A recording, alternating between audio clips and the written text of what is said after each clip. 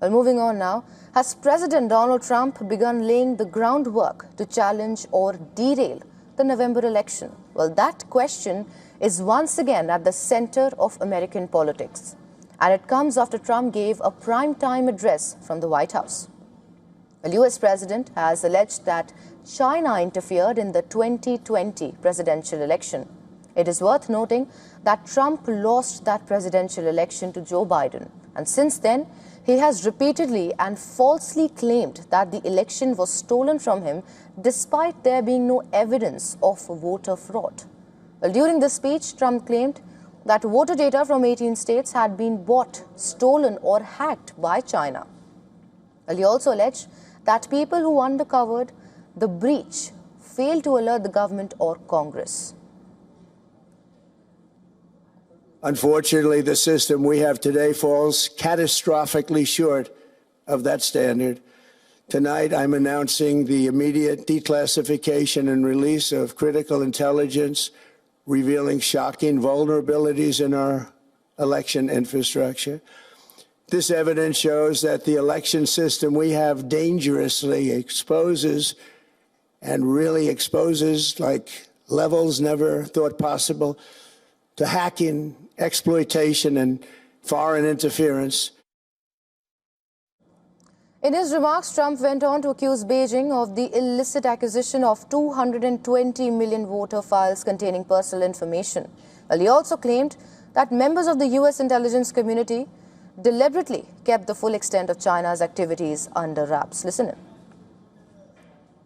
The strategy included efforts to use Chinese contacts with big U.S. companies to influence U.S. business leaders to turn against the President of the United States of America. The Chinese government wanted U.S. President to lose the next election.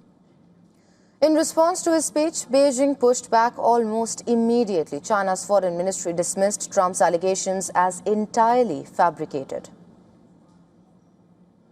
The relevant claims made by the US side are pure fabrications and malicious smears that have long since been proven to be groundless statements. During the speech, Trump also returned to a domestic touchstone, the roll call of who can and should vote. Well, he told viewers his team had found more than 275,000 registrations tied to non-citizens across 4 states. However, he did not clarify how many of those registrations led to Khaled's cost. Building on those claims, Trump again urged Republican lawmakers to advance the Save America Act. The proposed legislation would require voters to present photo identification, provide proof of U.S. citizenship when registering, and place tighter restrictions on mail-in voting. Now, the bill has passed the Republican-led House several times. However, its future in the Senate remains uncertain. It would need 60 votes to overcome a filibuster, a threshold it is unlikely to reach given the current political divide. But as the popularity rating of Trump continues to decline inside Republican circles, some leaders have urged the president to address bread and butter issues that matters most to more voters rather than revisit the events of 2020. Well, the speech also drew attention from conservative voices and political commentators. Tucker Carlson, a longtime Trump supporter during the 2024 campaign, warned that growing frustration with political leaders could lead to a wider public backlash. Carlson argued that many Americans feel ignored by those in power. He said this anger is not limited to one political party and reflects a deeper frustration shaping the current political climate.